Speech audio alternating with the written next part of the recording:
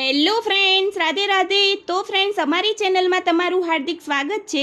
તો આજે આપણે બનાવવાના છીએ બજારમાં મળતી બેકરી જેવી સોફ્ટ, સ્પોન્જી અને એકદમ મોઇસ્ટ ચોકલેટ કેક.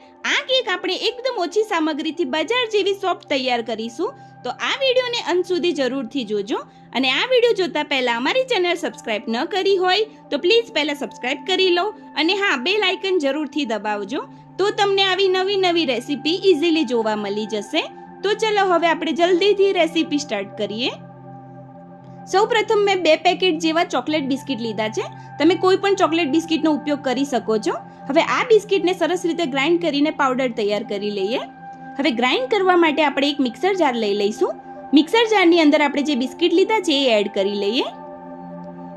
હવે મિક્સર દ્વારા સરસ રીતે ગ્રાઇન્ડ કરીને એક પાવડર તૈયાર કરી લઈએ. આવી રીતે બિસ્કિટને સરસ ગ્રાઇન્ડ કરી લીધા છે અને પાવડર તૈયાર કરી લીધો છે.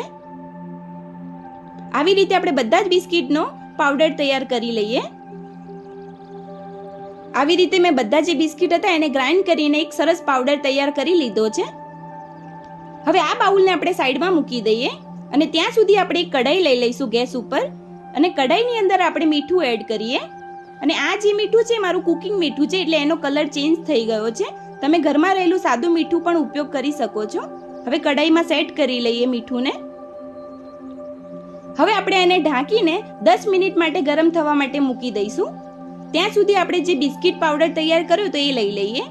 હવે એની અંદર આપણે 1 કપ દૂધ લઈશું અને થોડું થોડું દૂધ એડ કરતા જઈશું અને એક સ્મૂથ બેટર તૈયાર કરીશું કેક માટેનું.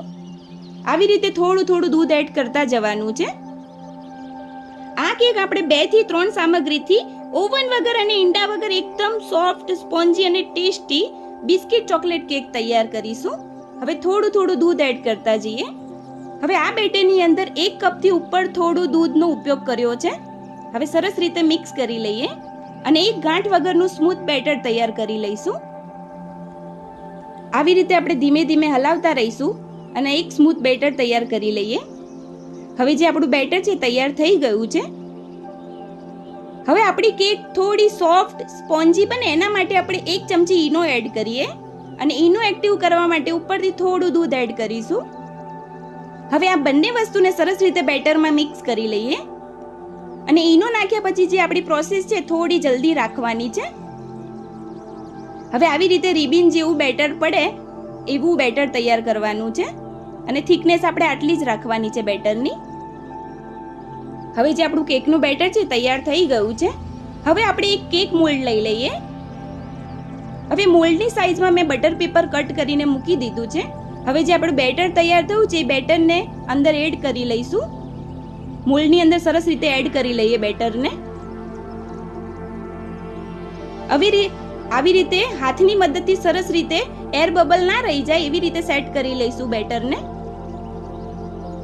આવી રીતે પ્રોપર રીતે આપણું જે બેટર છે સેટ થઈ ગયું છે. હવે આપણે 10 મિનિટ પહેલા જે કઢાઈ મૂકી હતી મીઠું નાખીને, એ આપણી કઢાઈ છે એમાં મીઠું પ્રોપર ગરમ થઈ ગયું છે. એની અંદર આવું એક સ્ટેન્ડ મૂકી દઈશું.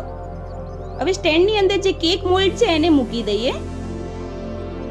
હવે ઢાંકીને આપણે 20 થી 25 મિનિટ માટે બેક થવા માટે મૂકી દઈશું. હવે 20 થી 25 મિનિટ જેવું થઈ ગયું છે. હવે આપણે ચેક કરી લઈએ કે જે આપણી કેક છે પ્રોપર બેક થઈ છે કે નહીં. એના માટે હવે આપણે ટૂથપીકથી ચેક કરીએ તો આપણી ટૂથપીક છે એ ક્લીન બહાર આવે છે. તો આપણી જે કેક છે પ્રોપર રીતે બેક થઈ ગઈ છે. હવે સાણસીની મદદથી ઇઝીલી મોલ્ડને બહાર કાઢી લઈશું અને જે આપણી કેક છે પ્રોપર રીતે બેક થઈ ગઈ છે. હવે કેકને બહાર કાઢી લઈએ. હવે થોડી વાર માટે કેકને ઠંડી થવા માટે મૂકી દઈએ. તો હવે આપણી જે કેક છે પ્રોપર ઠંડી થઈ ગઈ છે. હવે ચપ્પાની મદદથી આપણી જે કિનારી છે મોલ્ડમાં, એ કેકની કિનારી જે પ્રોપર રીતે કાઢી લઈશું. આવી રીતે કેકની કિનારી કાઢી લીધી છે. હવે આપણે એક પ્લેટ લઈ લઈએ. હવે જે મોલ્ડ છે એની ઉપર પ્લેટ મૂકી દઈશું અને કેકને ડીમોલ્ડ કરી લઈએ. આવી રીતે આપણે ઉપર મોલ્ડની ઉપર હાથથી પછાડીશું તો આપણી જે કેક છે ઇઝીલી નીકળી જશે. હવે જે એની ઉપર બટર પેપર છે એને કાઢી લઈએ. હવે જો આપણે ચેક કરીએ તો આપણી જે કેક છે એ પ્રોપર રીતે સોફ્ટ અને સ્પોન્જી તૈયાર થઈ ગઈ છે. એકદમ સોફ્ટ તૈયાર થાય છે. હવે આપણે પ્લેટ ઉપર મૂકી દઈશું. હવે કેકની ઉપર આપણે ચોકલેટ સિરપનું ટોપિંગ કરી લઈએ. એના માટે આપણે ચોકલેટ સિરપ એડ કરીશું. હવે ચમચીની મદદથી સરસ રીતે સેટ કરી લઈએ. હવે ઉપરથી ખમણેલી ચોકલેટ ગાર્નિશ કરી લઈશું. આવી રીતે ખમણેલી ચોકલેટ લીધી છે, એને આવી રીતે ગાર્નિશ કરી લઈએ આખી કેક ઉપર, જેથી લુક વાઇઝ પણ સારું લાગે. તમે ગાર્નિશ માટે કોઈ પણ ચોકલેટનો ઉપયોગ કરી શકો છો. તમે મનગમતું ગાર્નિશ કરી શકો છો કેક ઉપર. આવી રીતે મેં આખી ચોકલેટ કેક ઉપર ગાર્નિશ પ્રોપર રીતે કરી લીધું છે. હવે જે આપણી કેક છે દેખાવમાં પણ ખૂબ જ સરસ લાગે છે, બજાર જેવી જ લાગે છે. હવે આપણે ચોકલેટ સ્ટીક મૂકી દઈશું. હવે જે આપણી ચોકલેટ કેક છે પ્રોપર રીતે તૈયાર થઈ ગઈ છે. આ ચોકલેટ કેક ખાવામાં એકદમ સોફ્ટ, ટેસ્ટી અને બજાર જેવી જ તૈયાર થાય છે. હવે આપણે એક પ્લેટમાં કેકને સર્વ કરી લઈએ. તો તમે પણ આ ટીપ સાથે જરૂરથી ચોકલેટ કેક બનાવજો, તો તમારી કેક પણ એકદમ બજાર જેવી સોફ્ટ અને સ્પોન્જી તૈયાર થશે. તો મિત્રો તૈયાર થઈ ગઈ છે એકદમ સોફ્ટ અને એકદમ સ્પોન્જી બિસ્કિટ ચોકલેટ કેક, જે ખાવામાં ખૂબ જ સ્વાદિષ્ટ લાગે છે. તો મિત્રો તૈયાર છે એકદમ બજારમાં મળતી સોફ્ટ અને એકદમ ટેસ્ટી ચોકલેટ કેક. તો તમને આ ચોકલેટ કેકની રેસીપી વિડીયો કેવો લાગ્યો એ કમેન્ટ જરૂરથી કરજો, અને વિડીયોને લાઈક અને શેર કરજો. અને હા, અમારી ચેનલ સબસ્ક્રાઇબ કરવાનું ભૂલતા નહીં. હવે ફરી મળીશું આવી નવી રેસીપી ટિપ્સ સાથે. રાધે રાધે.